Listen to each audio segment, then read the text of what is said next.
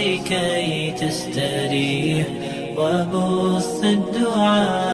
میرے دوستو، قرآن کریم جو ہے قیامت تک کے انسانوں کے لیے جو ہے وہ ہدایت کا ذریعہ ہے۔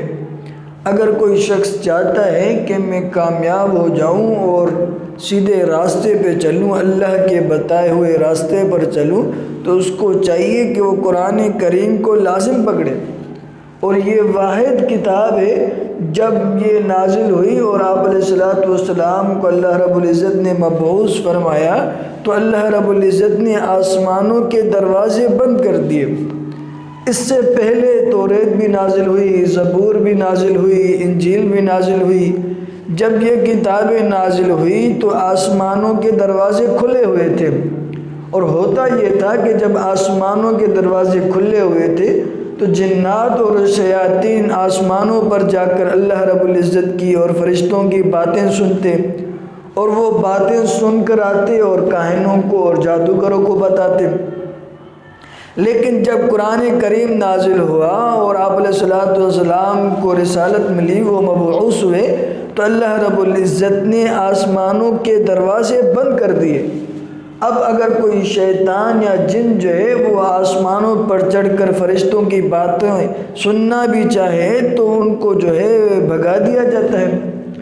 تو یہ قرآن کریم وہ واحد کتاب ہے، اور یہ ایسی کتاب ہے کہ جو ہے ہر شخص اس کو یاد کر سکتا ہے، بچہ ہو، بوڑھا ہو، نوجوان ہو، ہر شخص جو ہے اس کتاب کو یاد کر سکتا ہے۔ خود قرآن کریم کے اندر اللہ رب العزت نے فرمایا اِنَّا نَحْنُ نَزَّلْنَا الذِّكْرَ وَإِنَّا لَهُ لَحَافِظُونَ، کہ ہم نے ہی اس ذکر کو، اس کتاب کو نازل کیا ہے، ہم ہی اس کی حفاظت کریں گے۔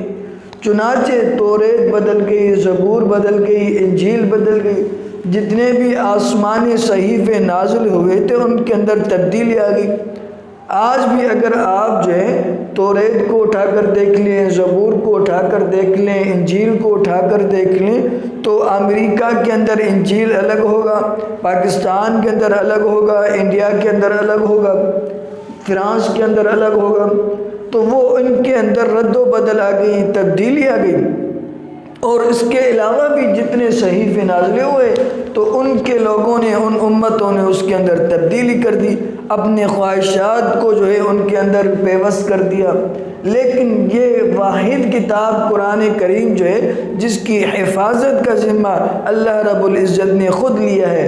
آپ پاکستان کے قرآن کریم کے نسخے اٹھائیں، انڈیا کے قرآن کریم کے نسخے اٹھائیں، امریکہ کے قرآن کریم کے نسخے اٹھائیں، برطانیہ کے اور بنگلہ دیش، برما کے جو ہے آپ قرآن کریم کے نسخے اٹھائیں، اس کے اندر کوئی رد و بدل نہیں ہوگا۔ 14 صدیاں پہلے، 1400 سال پہلے جو قرآن کریم اللہ رب العزت نے آپ علیہ السلام کو دی تھی، آج بھی وہی کتاب، وہی قرآن کریم ہمارے پاس موجود ہے۔ یہ قرآن کریم کا سب سے بڑا معجزہ ہے کہ 7 سال کا بچہ بھی قرآن کا حافظ ہوتا ہے، 80 سال کا بوڑھا بھی قرآن کا حافظ ہوتا ہے، 25 سال کا نوجوان بھی جو ہے قرآن کریم کا حافظ ہوتا ہے۔ اللہ رب العزت نے قرآن کریم کی حفاظت کی ذمہ داری خود کی دی، اور ایسا جو ہے بارہا ہوا ہے۔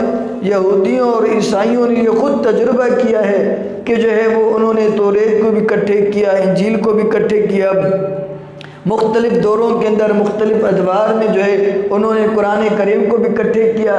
جب انہوں نے توریت اور زبور کے اندر جو ہے وہ دیکھنا چاہا کہ اس کے اندر تبدیلی ہوئی ہے یا نہیں، تو یقیناً ان کے اندر تبدیلیاں ہو چکی تھی۔ لیکن جب انہوں نے قرآن کریم کے نسخے اٹھائے تو من و ان وہی قرآن کریم جو سعودیہ کے اندر محمد الرسول اللہ پر نازل ہوا وہی پاکستان کے اندر ہے، وہی بنگلہ دیش، امریکہ کے اندر موجود ہے۔ تو اللہ رب العزت نے قرآن کریم کی حفاظت کی ذمہ داری خود لی ہے۔